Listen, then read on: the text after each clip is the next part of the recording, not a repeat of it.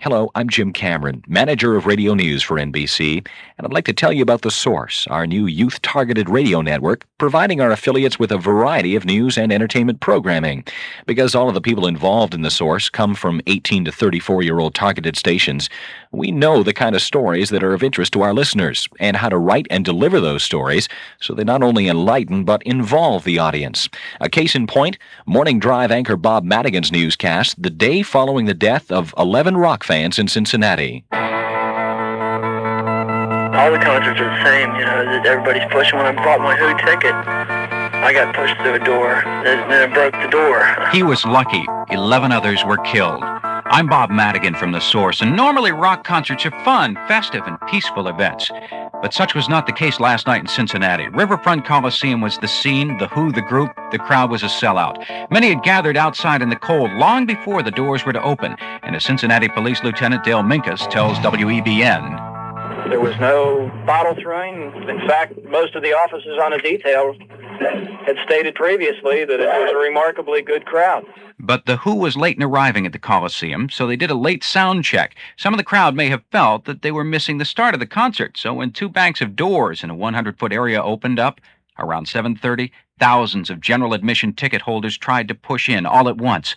And as one concert goer tells us, everybody just went crazy. There was a girl in front of me. She fell down, and people were stamping on top of her and everything, and I was trying to help her up, and they were just hitting everybody and just trying to kill to get into the concert. And some did kill. 11 people were either crushed to death or smothered by the crowd. Dr. Alexander Trott, head of the emergency services, says, I don't have any knowledge of the actual circumstances except the bodies appear to have died of trauma. There were some evidence of footprint-like injuries. There were multiple contusions, which are bruises, hemorrhages, and that's pretty much it. Inside, the concert went on. What this will do to the Who tour is up in the air. For now, the Buffalo concert set for tonight is on, but not so for the December 17th show in Providence, Rhode Island. It was canceled this morning by the mayor, Vincent Cianci. And I will not permit even the possibility of a repeat of the tragedy in Cincinnati to occur in our community. So Providence is off, the Who tour up in the air. And that's news. I'm Bob Madigan from The Source. Working with Bob Madigan and Morning Drive is Dara Wells, the two of them providing Source stations with twice-hourly newscasts. Bob at 1:45 the hour, Dara at 1:15. We're still waiting for something to bring the Beatles back together, but the nuclear issue has reunited another supergroup. I'm Dara Wells from The Source, and last night, for the first time in years, Crosby, Stills, Nash & Young shared a stage. The place? Madison Square Garden in New York. The cause? Muse, Musicians United for Safe Energy. Some of its anti-nuke supporters, James Taylor, Carly Simon, Jackson Browne, Bruce Springsteen, the Doobie Brothers, all participating in Muse benefit concerts this week in the Big Apple. Graham Nash tells The Source why he and his old group got back together last night. I feel that it's important enough for us to forgo our personal differences and our personal ego problems and come together to try to get more people into the gardens. The more people that we get in there, the more people there will be to disseminate the information that we give them. Officials didn't like the information they The news got. programming from The Source is more than just newscasts. It's also specials, features, and mini-documentary series like Looking Back, our 10-part retrospective on the 70s, this segment of which was produced and written by Source correspondent Mary Lyon, who works out of our Burbank studios. Welcome back, my friends, to the show that never ends. I'm Mary Lyon from The Source, looking back at 1973, the year this was a hit. And this too. Very superstitious. Stevie Wonder almost lost his life in a car accident, but he made it out alive, and we made it out of Vietnam. We today have concluded an agreement to end the war and bring peace with honor in Vietnam. January 27th, the ceasefire was formally signed in Paris. But did it really end? Vietnam veteran Michael Ewell finds he doesn't have to look that far back since the war is still with him. The pain I feel and the suffering I've been through is related to a specific cause. And that cause is, in fact, the Vietnam War, the way it was fought, the way I experienced it in my flesh and blood, and the way that continues to affect me today. Are you reeling in the year? The year the protest died? Nope. Remember the meat boycott in April? Remember when the gas lines started? Late in 1973, the first Arab oil embargo. December 2nd was our first gasless Sunday. and Watergate was brewing. And we saw the whole ball of string unraveling on TV during the Senate Watergate hearings all summer long. There was a cancer growing on the presidency, and if the cancer was not removed, the president himself would be killed by it. It was important that this cancer be removed immediately because it was growing more deadly every day. It was a year we heard a lot about tapes and 18-minute gaps and tugs of war between Richard Nixon and Judge John Sirica to get those tapes released. There were all the political shenanigans you could eat. The vice presidency wasn't immune either. I will not resign if indicted. I will not resign. Spiro Agnew became the first vice president to do just that, resign. And eventually plead no contest to income tax evasion charges in Maryland. And Gerald Ford became our 40th vice president. What a year. People studded their jeans with rhinestones and embroidery, or else spent hundreds of bucks for the ready-made kind. In addition, The Source offers its affiliates a daily news feature entitled The Audio File, produced by Armstrong Award-winning correspondent C.D. Jaco, who focuses in on one story of particular interest to our target demographic. Stations, today's audio file is about rising prices and falling supply of a certain agricultural commodity. Coming down in 3, 2, 1.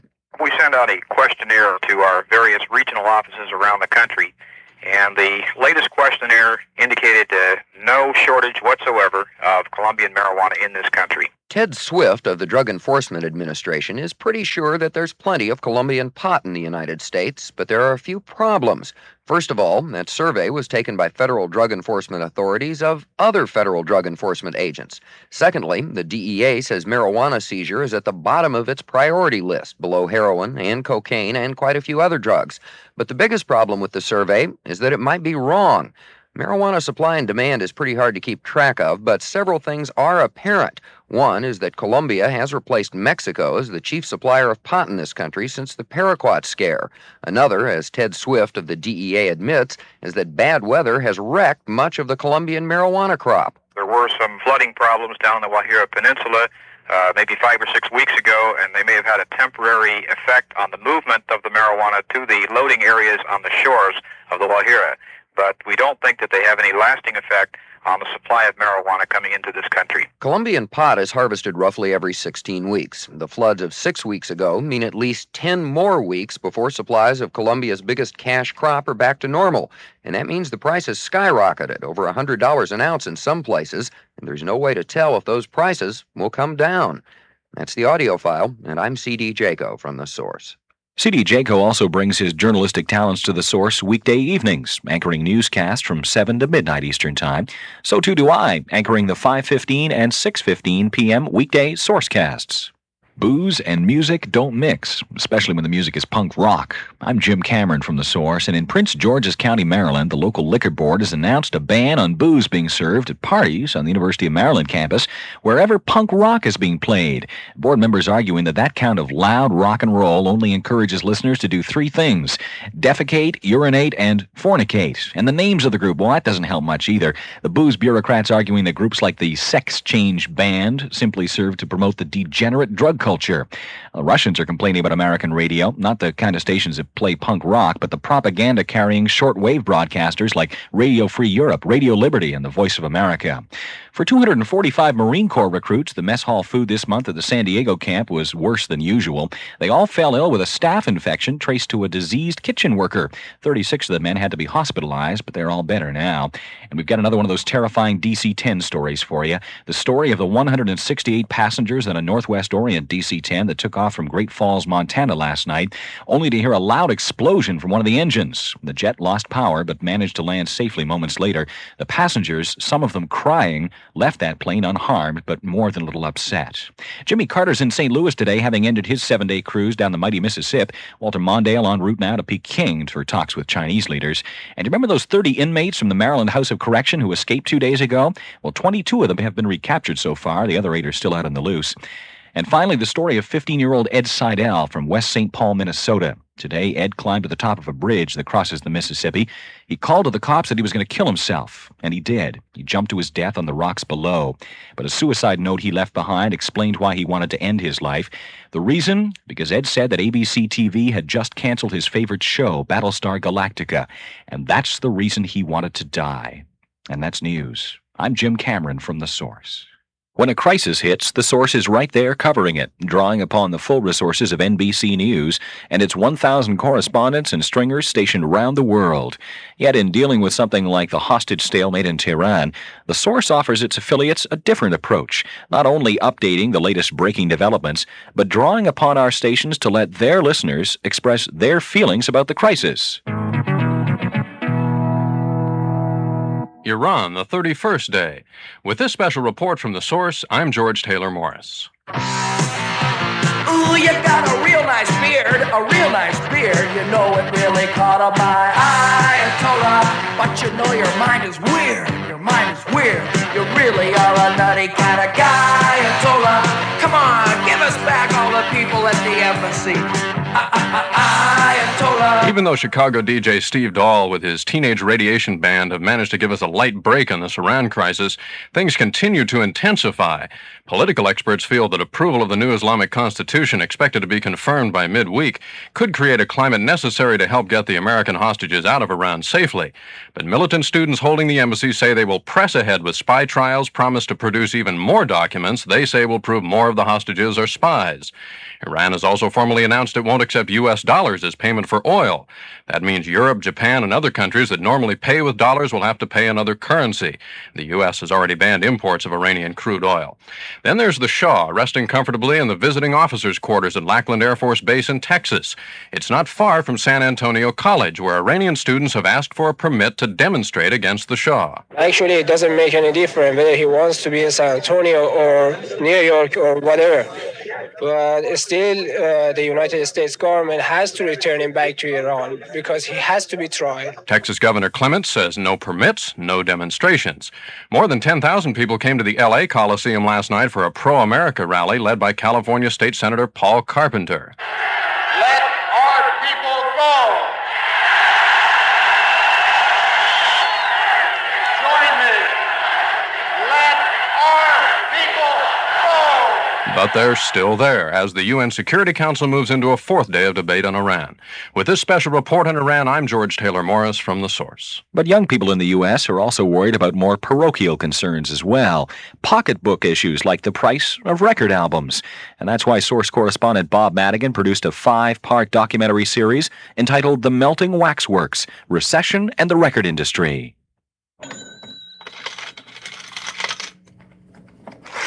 When you hear that the record industry is slipping, do you think it's because of the recession or the increase in blank tape sales? Or maybe the product itself just isn't worth spending the money on?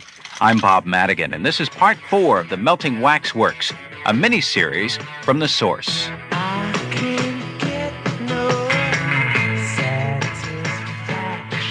Well, you know what? All of a sudden, record industry execs, the people who have been heading this $4 billion bonanza, are beginning to wonder if you might not be right. The product may be partly to blame. For instance, disco is popular with radio stations, discos, and bars, but not with record buyers. Disco discs just don't seem to sell, and some like Glenn Sharrock of the Little River Band say it's because it's not music. Disco specifically is to do with your genitals, I think. All it is getting your rocks off, making out. It's got nothing to do with music. Get down tonight. Push, push in the bush. You can get it, girl. Others, like Doobie's producer Ted Templeman, suggest that with the proliferation of disco and new groups, the standbys like the Fleetwood Macs or Linda Ronstadt, who haven't given us a new album in a long time, may be partly to blame for this slump, but they can't be expected to save the industry. Even though Fleetwood Mac is on the label that I work for, I think it's possible they could come out and not sell nearly as many records as they sold last time. It's just possible that it's a reflection of the economy. I don't think that'll give the industry a shot in the arm. Maybe the Eagles might come out and sell 6 million albums or 10 million albums or something like that, but that's going to be because it's an Eagles album. I don't think that's going to translate into the other records selling accordingly. Ted Templeman says the figures are there. I can see it reflected in sales now. If you look at the daily runs of the record companies, the whole catalog isn't selling like it was before. Consequently, people are going to go in to buy the new Linda Ronstadt album, but I don't think they're going to pick up X, Y, and Z. Independent record promoter Tony Richland feels the slump is a combination of product, the recession, and a misconception on the part of everyone as to the real size of the record industry. We were in a bit of a dream world last year with Saturday Night Fever and Grease, and these albums selling a combination of 30, 40 million albums for 2 albums. These albums brought people in the stores. The new groups, while they're popular, they're not bringing a big spectrum of audience into record stores to buy records where they're going to buy another record. One bit of advice for the industry comes from the president of Electra Asylum, Joe Smith. We have to re-examine our attitudes towards everything we do, and in the dealing with our artists and allowing them these great freedoms of making their own records in their own time, everything of their choosing. And we may have to re-examine that for our own fiscal survival. That type of introspective thinking's going on in the business end, but how will that be reflected in the music? We'll look into that next time in Part 5 of The Melting Wax Works, a mini-series from The Source. I'm Bob Madigan. Rounding out the staff of correspondents at The Source are Carl Kramer, who handles overnights, Dave Schreiber and Bill Crowley, and in a network exclusive for radio, Mary Lyon, who originates her midday newscasts via satellite from our studios in Burbank, California, and also covers the music and entertainment scene in Hollywood. That's the news side of The Source. To hear more, just flip over the cassette. I'm Jim Cameron, and thanks for listening. From the Americas, Santana! 205 radio stations aired the first Source concert in December. Santana recorded live in Japan.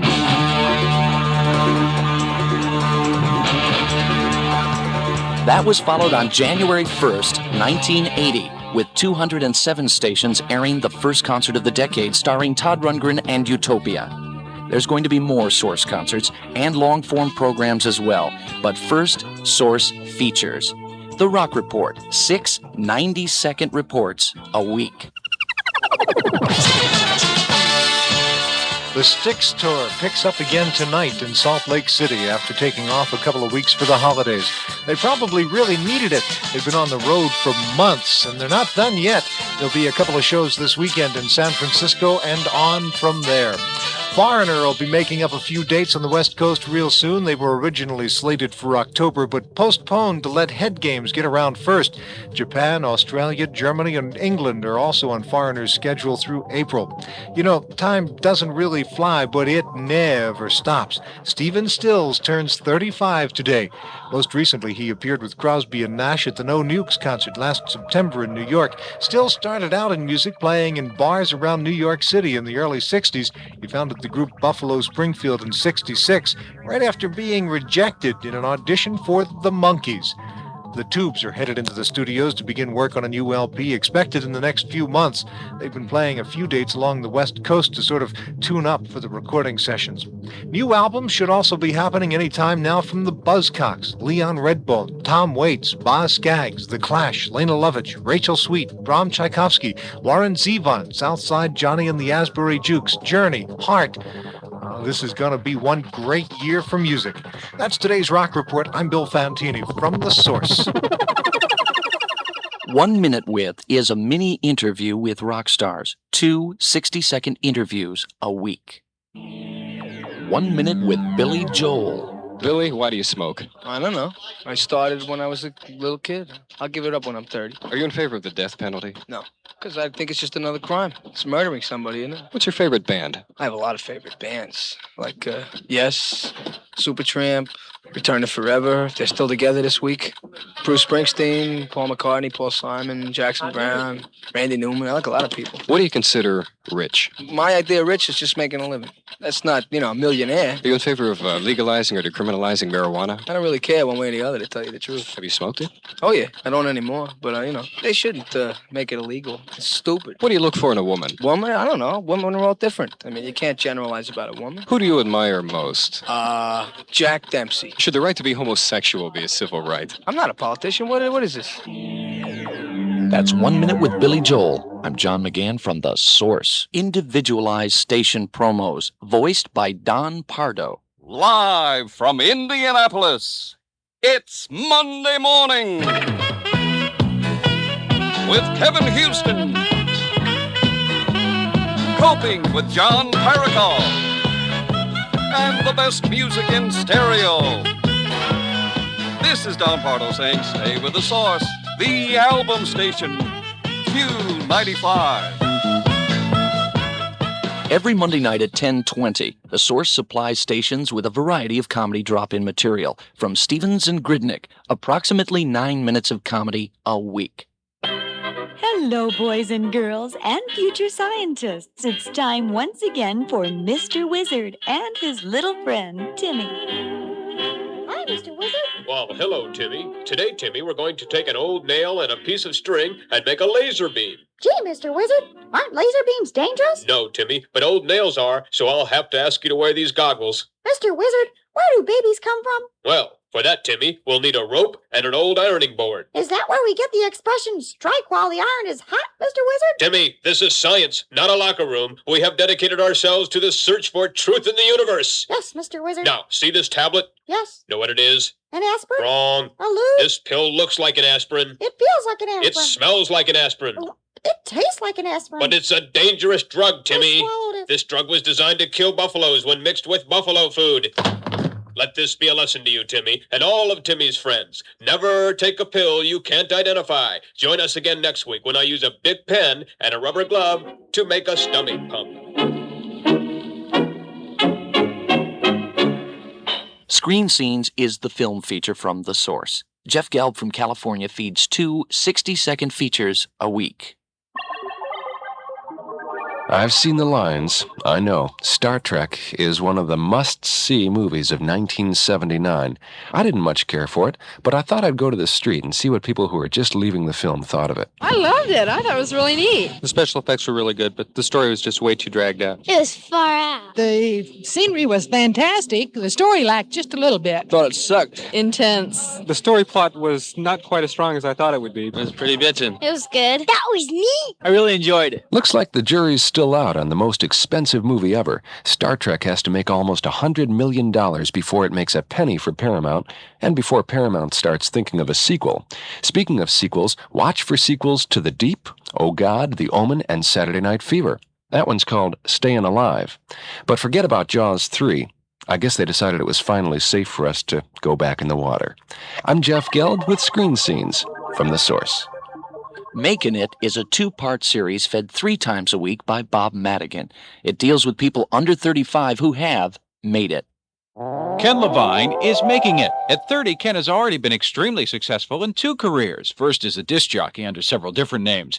But Ken felt limited in radio, so it was time to expand. Decided to get together with my partner, David Isaacs, who had never written anything before either.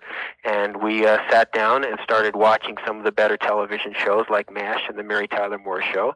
And we just started breaking down the shows, learning as much as we could about them, and then we sat down and started writing shows ourselves. After a number of tries and plenty of rejection slips, Ken Levine and his partner became head story editors and creative consultants for MASH. Last year, they wrote 9 of the shows themselves.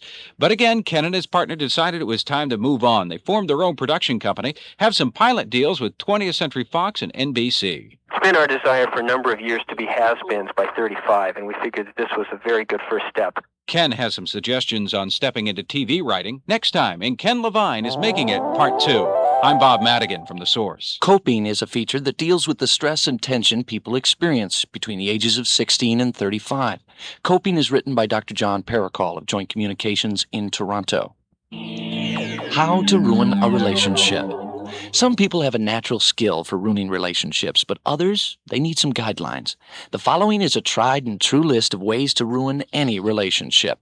Use your partner as a scapegoat for all your own problems. Make it worse by harping on their inadequacies. Act jealous and prevent them from having any time with their friends. Nag and phone them all the time. Ignore their problems because you want to talk about yourself whenever you've got the chance.